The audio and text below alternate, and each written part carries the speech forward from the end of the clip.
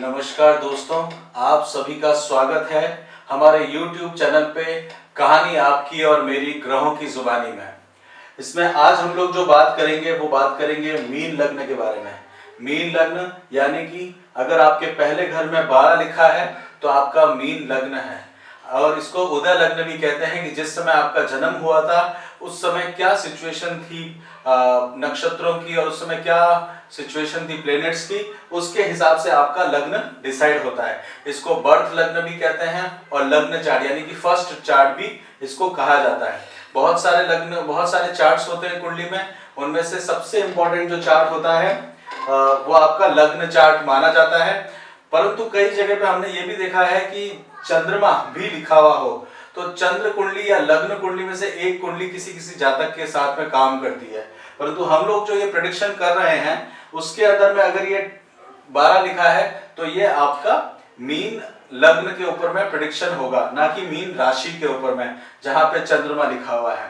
तो अगर overall view देखा जाए चार्ट का, तो मीन लग्न वालों के लिए बात करी जाए तो मीन लग्न मतलब आप देखिए दो मछलियां, एक दोनों ही एक दूसरे के ऑपोजिट साइड में देखती हुई मछलियां हैं।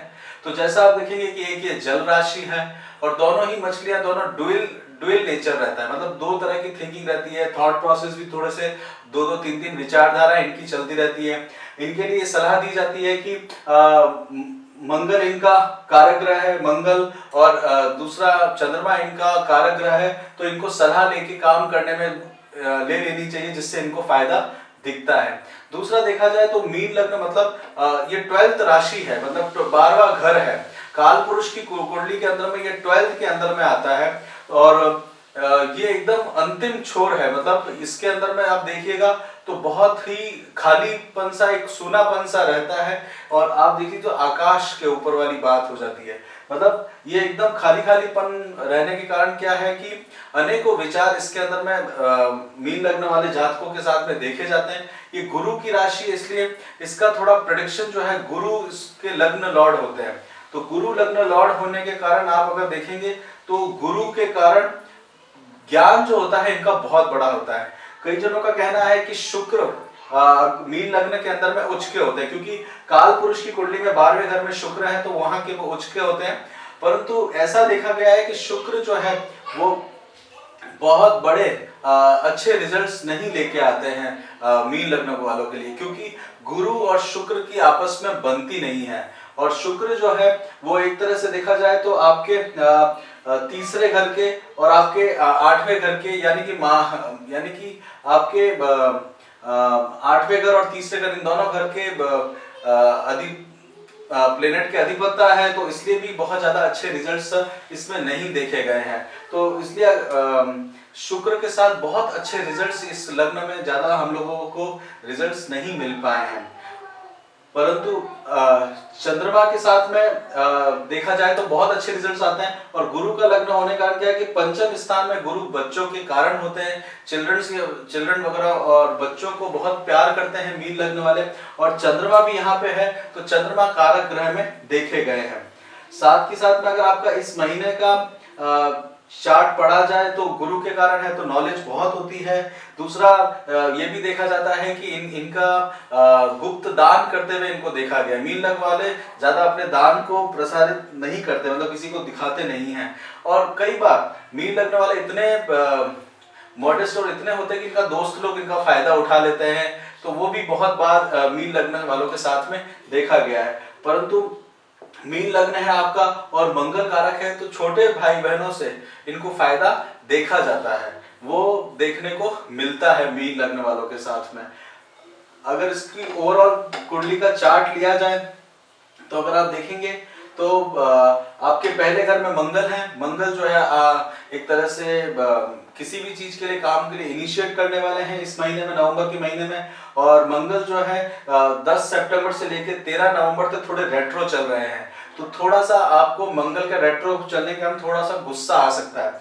दूसरा, मंगल यहाँ पे कारक ग्रह है, परंतु यहाँ देखेंगे तो जल राशि के अंदर में अग्नि तत्व है, तो अग्नि तत्व और जल राशि, थोड़ा हेल्थ का आपको ध्यान रखना पड़ेगा, क्योंकि इसमें अगर आप देखा जाए तो हेल्थ आपका मतलब पित्त जो है, और उसके साथ में आप देखा जाए तो मंगल पित्त को रिप्रेजेंट करते हैं, तो वो उसके कारण थोड़ा ऊपर नीचे आपकी हेल्थ खराब होती हुई दिख रही है इसमें। आगे अगर बढ़ते हैं तो राहु बैठे हैं, राहु आपके तीसरे घर में बैठे हैं, तो जो काफी समय से पहले ही आपके चौथे घर में बैठे हुए थे, अब उल्टे चल के दूसरे घर में मतलब तीसरे घर में आ गए, तो फोर्थ हाउस से सेकंड हाउस में आ चुके हैं 2 सितंबर से। राहु आप जानते ही हैं कि राहु आपके लिए थोड़ा सा करेज लेके आएंगे आपके काम के अंदर में, जो आप काम सोच रहे हैं उसके लिए थोड़ा सा स्टेप्स जो है आगे बढ़ाते हुए दिखेंगे, क्योंकि राहु जो है थोड़ा सा करेजियस स्टेप्स लेके आएगा आपके लिए, वो इसके अंदर में दिख रहा है। और जब मंगल जो है वो मार्गी हो जाएंगे, तो उसके बाद में वो पहले घर में आएंगे, तो अगर आप देखेंगे तो ये पराक्रम का स्थान है और ये स्थिर बुद्धि का स्थान है। तो अगर आप मंगल के कारण सलाह वगैरह लेते हैं परिवार वगैरह से, तो उसमें भी आपको बेनिफिट मिल सकता है। तो आपका जो है मल्टीपल थॉट्स चलने वाले, मतलब इधर जाऊंगी उधर जाऊं, ऐसा करूं कि वैसा करूं, थोड़ा सा कोई भी सिचुएशन थोड़ा सा ज्यादा सोच के डर भी जाते हैं, क्योंकि मछलियों का स्वभाव भी यहाँ पे देखा गया है और बहुत डीप गहराई में चले जाते हैं हर एक सोच विचार में, जिसके कारण आपको थोड़ा सा जिंदगी में नुकसान भी उठाना पड़ता है, क्योंकि उसकी उतनी हर समय जरूरत नहीं होती। आप ये भी देखेंगे कि राहु आपको थोड़ा करेजियस बनाएंगे, साथ के साथ में तीसरे घर में है राहु, तो थोड़ा सा धर्म के हिसाब से भी कुछ काम करने का आपका मन होगा, छोटी सी ट्रैवलिंग भी क्रिएट कर सकते हैं राहु, वो भी इसके अंदर में दिख रहा है नवंबर के महीने में। अब और आगे बढ़ते हैं तो तीसरे घर में, मतलब तीसरी राशि है आपके चौथे घर के अंदर में, और उसके जो अधिपता है बुध है, तो बुध होने के कारण क्या, बुध अभी जो है वो आपके 8वें घर में आए हुए हैं। बुध बहुत ज्यादा अच्छा रिजल्ट्स नहीं लाते, मतलब मीन लग्न में, क्योंकि एजुकेशन से रिलेटेड वगैरह या फिर घर में रहते हैं तो इंटेलेक्चुअल या पढ़ाई में कुछ कभी कभार व्यवधान लेके आते हैं, तो ये जरूर देखा गया है मीन लग्नों के जातक के साथ में। परंतु देखें तो चंद्रमा जब भी रोटेट करेंगे, अगर चंद्रमा 6, 8, 12 में नहीं है, तो चंद्रमा के अच्छे रिजल्ट्स मीन लग्न के साथ देखते हैं, पैसा बहुत आता है मीन लग्न के पास, गुरु भी पैसे का कारक है, चंद्रमा भी पैसे का कारक है, तो वो आपके लिए बहुत अच्छी चीज लेके आता है, और आईसाइट के ऊपर में भी असर लेके आ सकता है, ये भी देखने वाली बात है। साथ में और आगे बढ़ते हैं तो सूर्य जो है वो आपके 6ठे स्थान में है, सूर्य का 6th पोजीशन में काफी अच्छा रिजल्ट लेके आते हैं, क्योंकि शत्रुओं का नाश होता है। अभी वो देखेंगे तो सूर्य जो है वो आपके अष्टम भाव में है, तो अष्टम भाव में होने के कारण बहुत अच्छा रिजल्ट्स इसमें नहीं माना जाता सूर्य का। सूर्य जब यहाँ से 16 नवंबर को मूव करेंगे आपके केंद्र त्रिकोण के अंदर में, तब आपको थोड़ा सा रिलीफ मिलेगा, परंतु वहां पे केतु बैठे हुए हैं, तो वो एक अपने आप में ग्रहण योग क्रिएट करता है, जिसके कारण आपको केतु और सूर्य की युक्ति को देखना होगा। परंतु जब सूर्य आगे निकल जाएंगे तो शुक्र और बुध का एक तरह से परिवर्तन योग मिलेगा, बट परिवर्तन योग बहुत ज्यादा बेनिफिशियली नहीं देखा गया है, क्योंकि शुक्र के साथ में मीन लग्न के साथ मामला है। ओवरऑल देखा जाए तो केतु जो है वो आपको धार्मिक बनाएंगे, हो सकता है कि धर्म के प्रति आपका एक विचारधारा स्थापित कर सके, धर्म को लेके आप ये भी सोचेंगे कि हम लोगों को किसी तरह की रिलीजियस ट्रैवलिंग भी करनी पड़ सकती है, लंबा जाना भी पड़ सकता है, तो उसके लिए भी आप थोड़े से एक्टिव नजर आएंगे नवंबर के महीने में। और भी अगर देखें तो गुरु जो है, गुरु आपके केंद्र के अंदर बैठे हुए हैं, केंद्र के अंदर बैठे हुए और त्रिकोण के और केंद्र के स्वामी भी हैं, और अभी इनको कोई दूसरे ग्रह नहीं देख रहे हैं, ये कंजक्शन भी नहीं है इनका किसी के साथ, और कोई इनको एस्पेक्ट भी अभी नहीं कर रहा है, तो ये एक प्रकार का अपने आप में हंस योग बनाता है।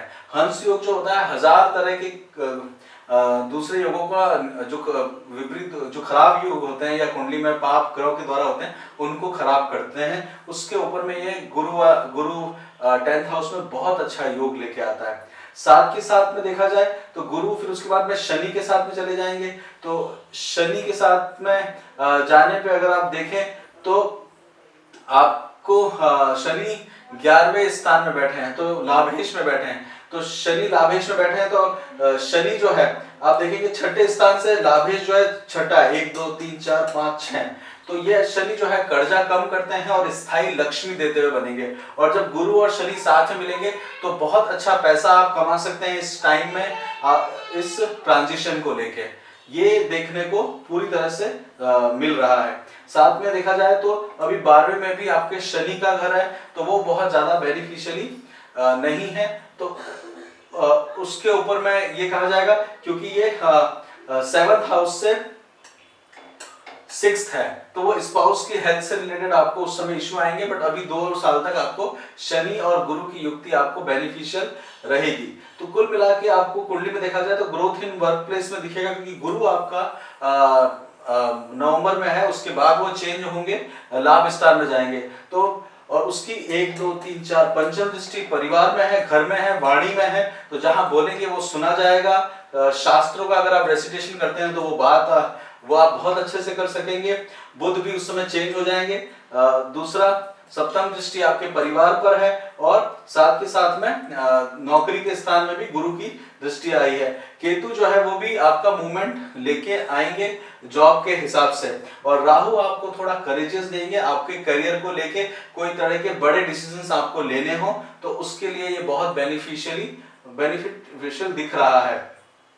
ओवरऑल इस चार्ट में देखा जाए तो आपका हेल्थ के रिगार्डिंग डिस्कशन है, तो मंगल के हिसाब से आपको बता दिया गया है पित्त, और उसके अंदर में आपको ध्यान देना होगा। एजुकेशन से रिलेटेड चंद्रमा है, तो काफी सारे वर्सेटाइल एजुकेशंस लेने का आपका मन करता है। दूसरा, बुध की राशि भी है 4थे घर में, तो वो भी आपके ऊपर में वो भी आप डिफरेंट फील्ड्स के अंदर में ध्यान देते हैं।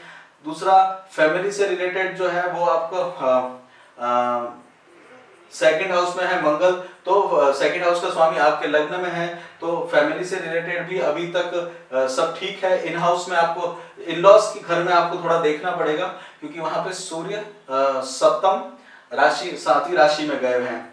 जॉब से रिलेटेड आपकी बढ़ोतरी दिख रही है, बिजनेस में भी अच्छा दिख रहा है, और स्पाउस से रिलेटेड थोड़ा शुक्र वहां बैठे हुए हैं स्पाउस में, तो थोड़ा सा शुक्र अच्छे ग्रह नहीं माने जाते 7th हाउस में आपके लिए, और परंतु स्पाउस के कारक भी होते हैं, तो इसके लिए आपको शुक्र बहुत अच्छा रिजल्ट नहीं देंगे।